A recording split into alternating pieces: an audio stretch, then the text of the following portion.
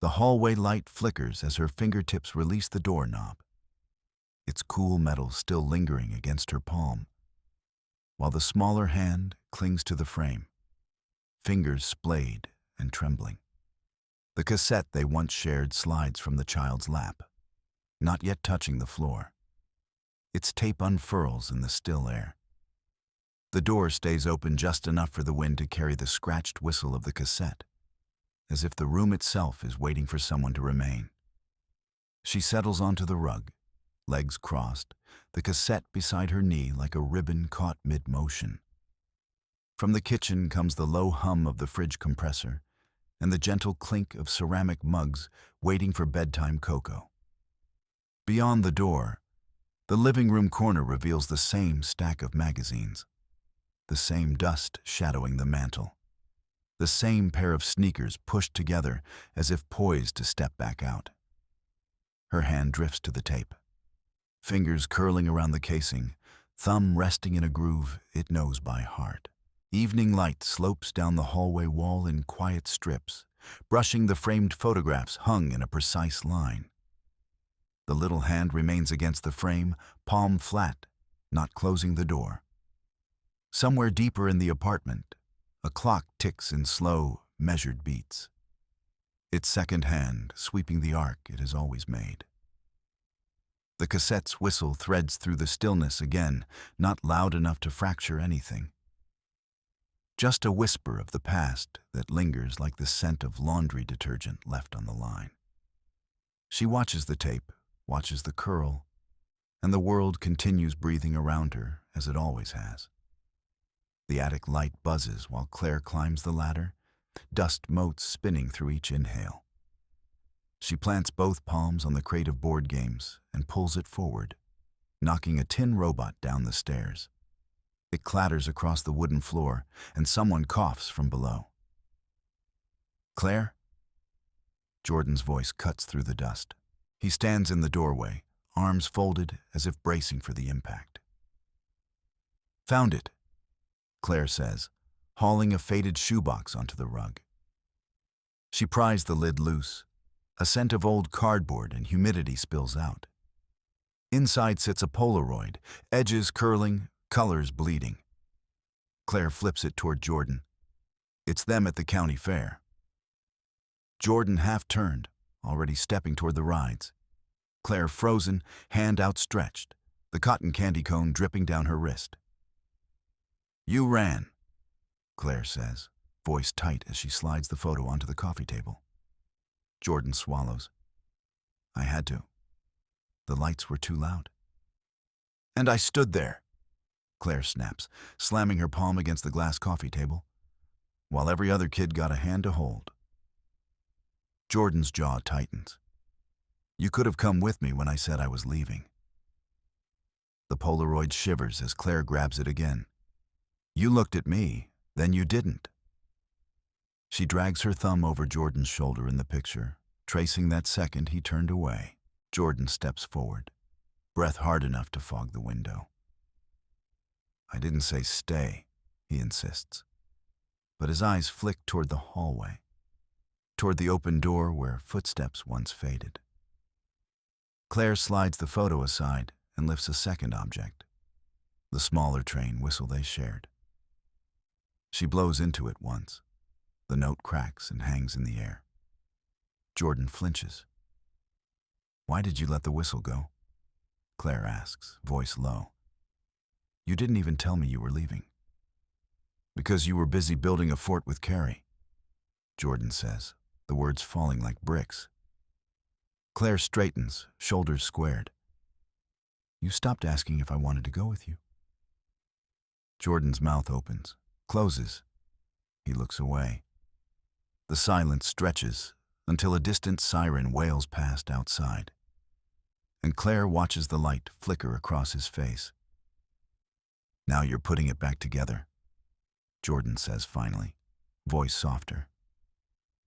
Claire lifts the Polaroid again, holding it between them. "I'm not letting this go quiet anymore." Jordan takes a step closer, then another, until he reaches for the whistle. His fingers brush Claire's. She doesn't pull away. I don't know how to make this right, he admits, the words bending the air. Claire presses the whistle into his palm, the metal cold and real. You can start by not walking away this time.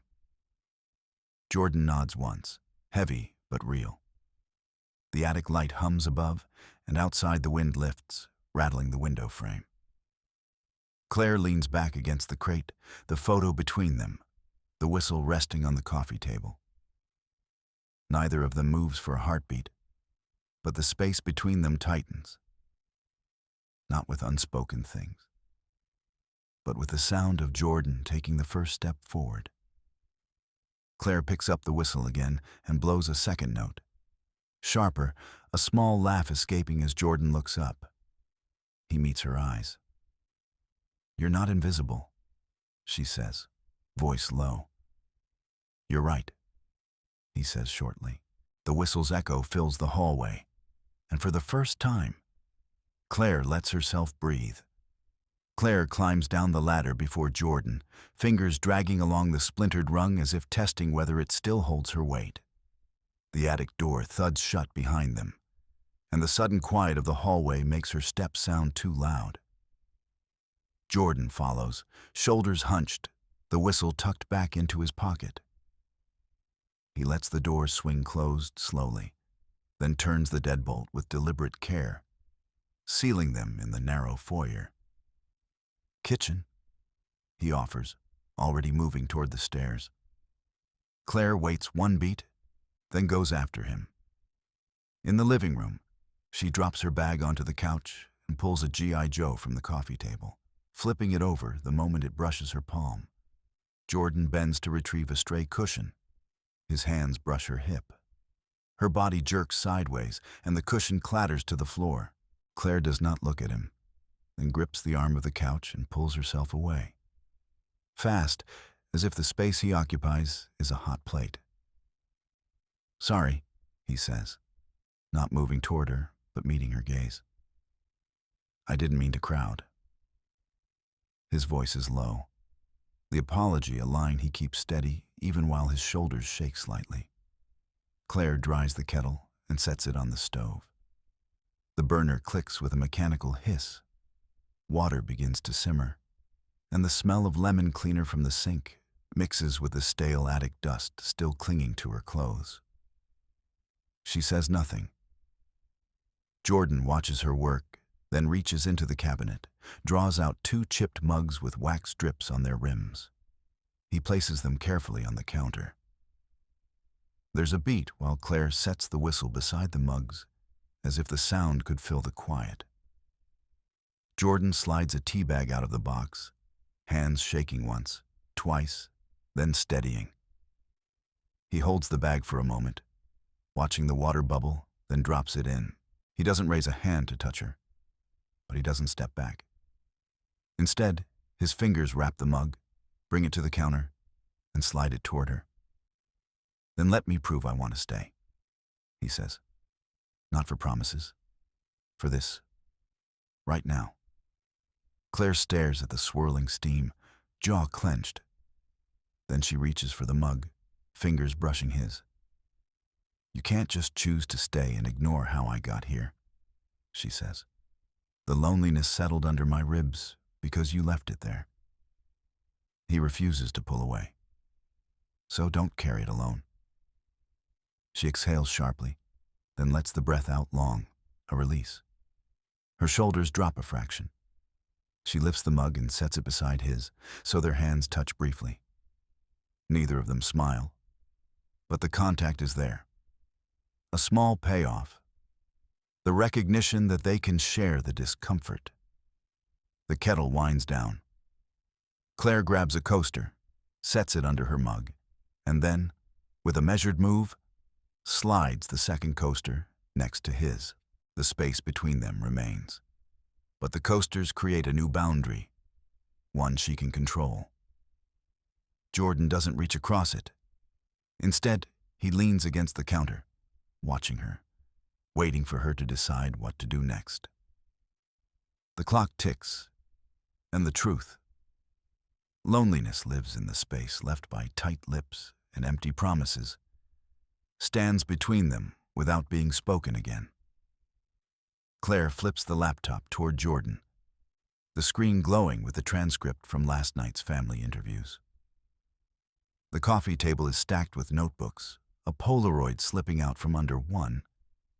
Claire rests her hand on it without picking it up. The audio picks back up mid-conversation, voices saying, she sits at the table and nobody really sees her. And even when everyone is in the same room, it's like she is invisible. Claire lets the speaker trail off, then rewinds 2 seconds, watching Jordan follow the waveform with his eyes. He leans forward, fingers drumming the table. I heard it, he says quietly. I was the one who walked backward every time you tried to move forward. He doesn't blame his job, the fare, or any circumstance. He just says it. The words plain. Claire presses pause. It's not one night, she says, her thumb tightening around the plastic case of the whistle. The interviews say it, Jordan. It kept happening, my cousin said. They didn't take our side because they never saw us in the picture, not even in the living room when we were all together. She hits play again. Another voice pops up. He left before dessert and came back like nothing happened. Claire slams the space bar hard enough to make the speakers rattle. There's nothing to excuse, she adds. It was repeated neglect. That's the whole truth, not some single moment we both agree to forget. Jordan stands up slowly, the tea kettle on the stove starting to whistle low. I'm not making excuses, he says again, his voice rising. I kept thinking showing up once would undo everything. But I never kept showing up. He walks toward the sliding door, knocks a coaster off the edge. I want to do better in the room where the family actually gathers, he says, looking at Claire. I'll sit down if I'm invited to sit down, but I'll stay. Not just show up with the whistle and leave when it's quiet. He reaches for the coaster, straightens it. I'll ask you which stories you want heard, and I'll let you tell them. I'll shelf the rest until you say go. Claire watches him, her jaw working. She doesn't step closer. Instead, she stands, picks up the teapot, and pours a cup she doesn't drink. Steam curls between them. The interviews keep playing softly. The recorder's click tells her there's more to listen to, more voices admitting they glanced past her. She sets the teapot down, takes a breath, and says, not because someone else told me to, but because I need to see it in action. We're scheduled for Sunday dinner now. You stay. The only leave you take is if I say. The tension in her voice spikes. Then she forces a small smile. Don't disappear between courses again. That's the reward I'm asking for. Jordan nods once, stiff but steady. I'll stay through dessert, he says. No dips into the hallway, no disappearing for just a minute. Claire lifts the laptop so it blocks part of the Polaroid.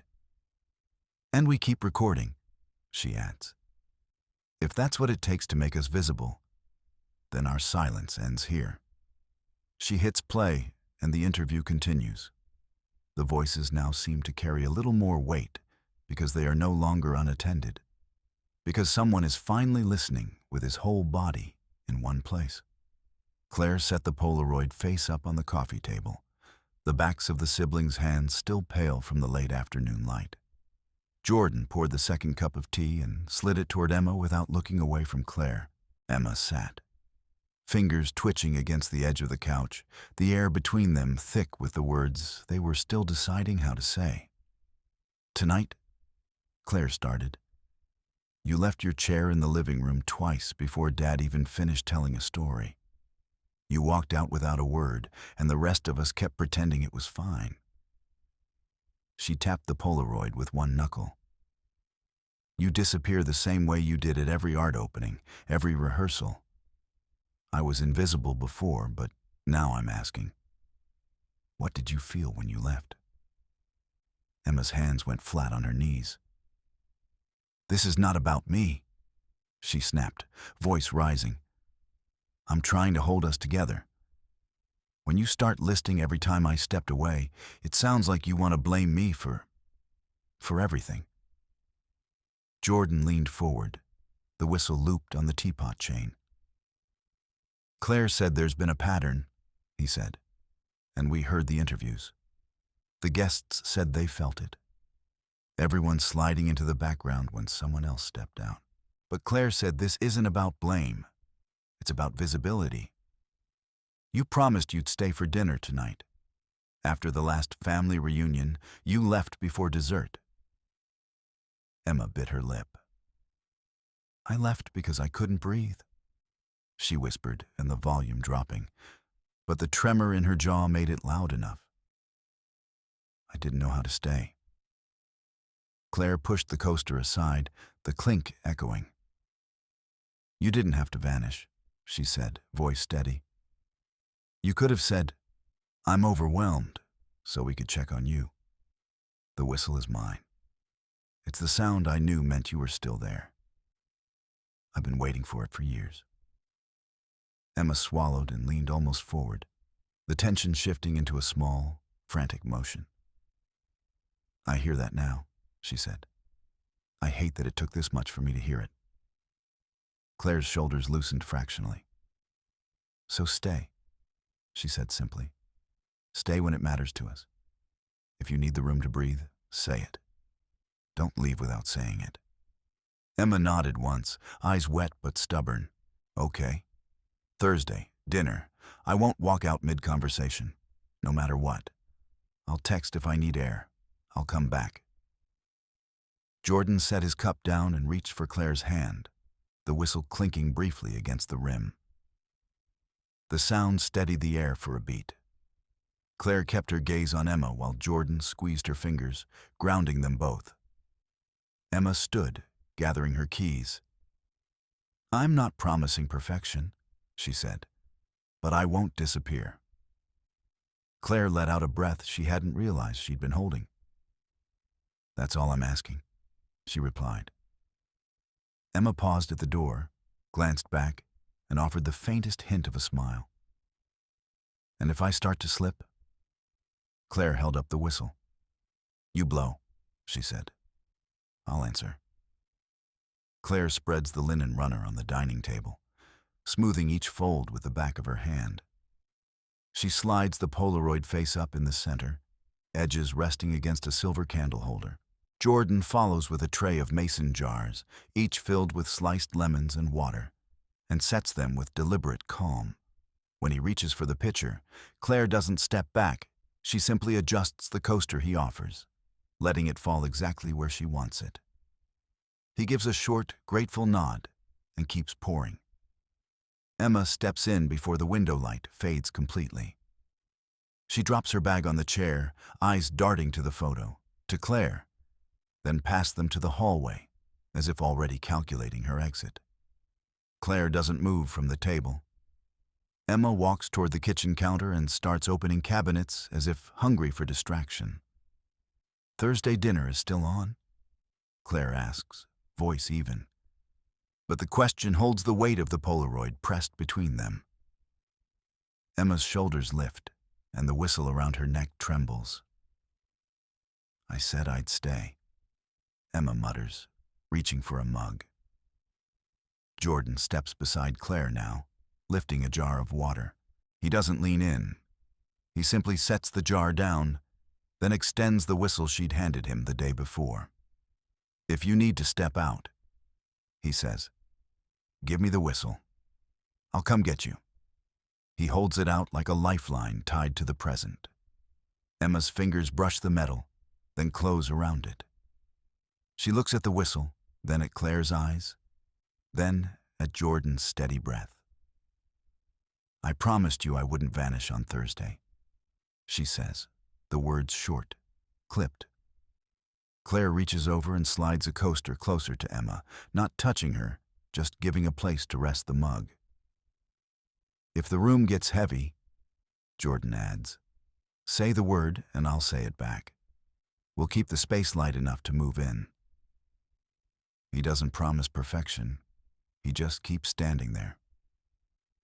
Emma swallows, meeting Claire's gaze. She takes a breath, then sets the mug on the coaster with a deliberate clink. The tension in her jaw loosens the smallest fraction. Claire leans forward and taps the Polaroid with her finger, a gesture that feels like a handshake with the past. Emma follows and touches the opposite edge.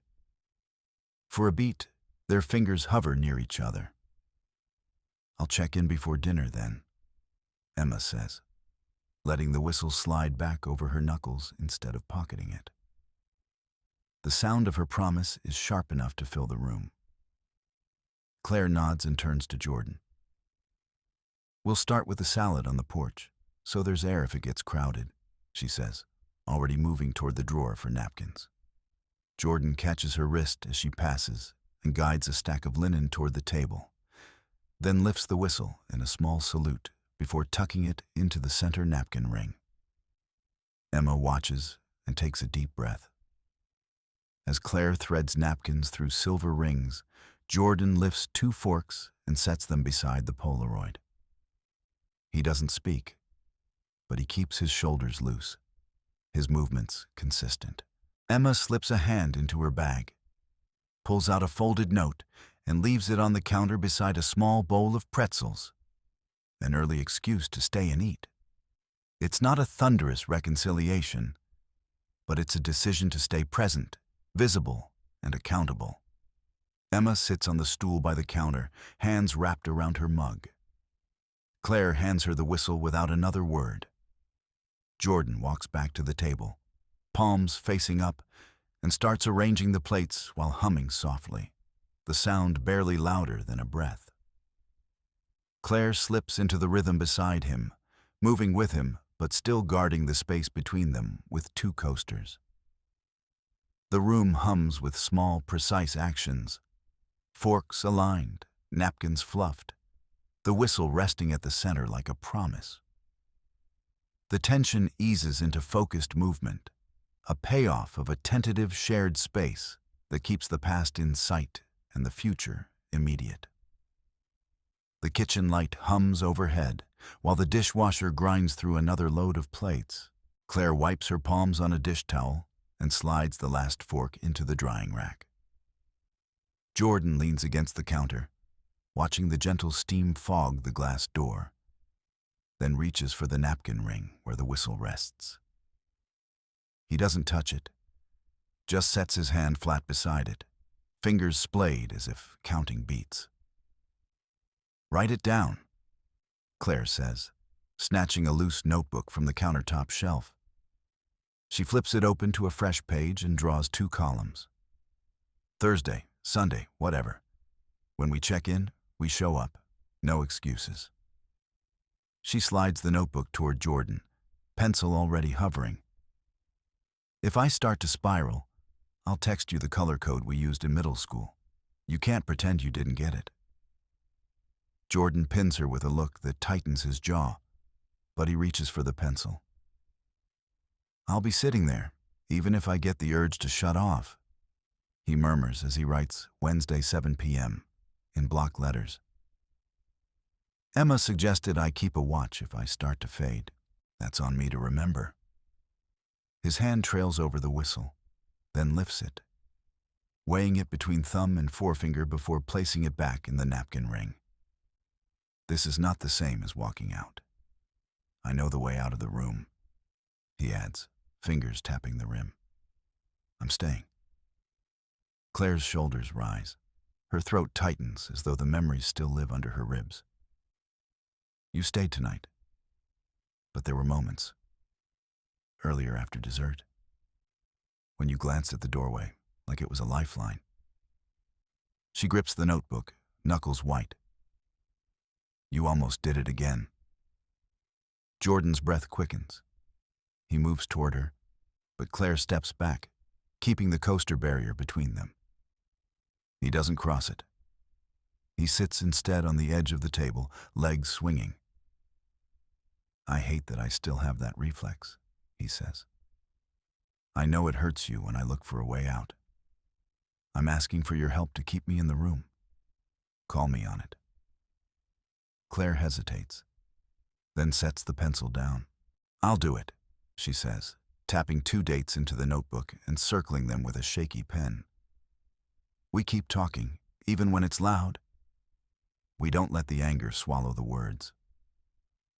She breathes out, fingers lingering over the Polaroid they hadn't packed away from the attic, the edges still creased. The ache is still there. It doesn't vanish with a new plan. But we are choosing to keep showing up, both of us.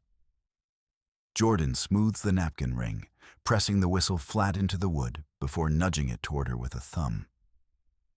We'll use this as the anchor, he says quietly. When I feel that pull, I blow it instead of walking. When you see me drifting, you grab my sleeve. She picks up the whistle, breathes through the tightness in her chest, and nods. And when I flare up, you remind me I'm not alone, she replies. Her fingers curl around the whistle, the small, cold metal grounding her. The notebook now holds a list of checks. A new ritual. The pain is still sharp when she glances at the doorframe where he once left. But the new path, slow, lined with conversations and small, deliberate promises, already stretches ahead. The attic still smells of dust and summer rain, the Polaroid and whistle-like brittle vows now settled on the table's polished heart. Claire lays them where the candlelight will touch both. The coaster's a quiet barrier between her and Jordan's reach. He stands near the kettle, hands wrapped around the mug, letting steam curl over the quiet recordings that hum from the kitchen speaker. Old interviews reminding them they once vanished inside a single room. Emma keeps her promise. Seated at the counter, the whistle left within reach beside her bowl of rosemary, watching without disappearing. Jordan slides the napkin ring closer and slides the whistle into it again. A small, familiar pulse against cloth. He walks around Claire with his tea, settling a cup on the coaster she set, then settles into the chair on its own terms, staying, not shifting away as he once did. Claire's fingers curl around the whistle resting in her palm. The notebook of scheduled check-ins waits open beside her plate. The hiss of the kettle fades, and the silence between their words is full. A steady, ongoing commitment. Emma lifts her glass, eyes on the Polaroid, and as the whistle hums softly before either of them speak, Claire breathes out her loneliness, the exact hollowness of a fairground she was left inside, and neither of them pretends it never carved their skins. Jordan's gaze is steady, his thumb brushing the metal rim, and the promises they once whispered in the attic linger in the air, like the scent of tea. Nothing can erase that leaving, but nothing can force them back into it either.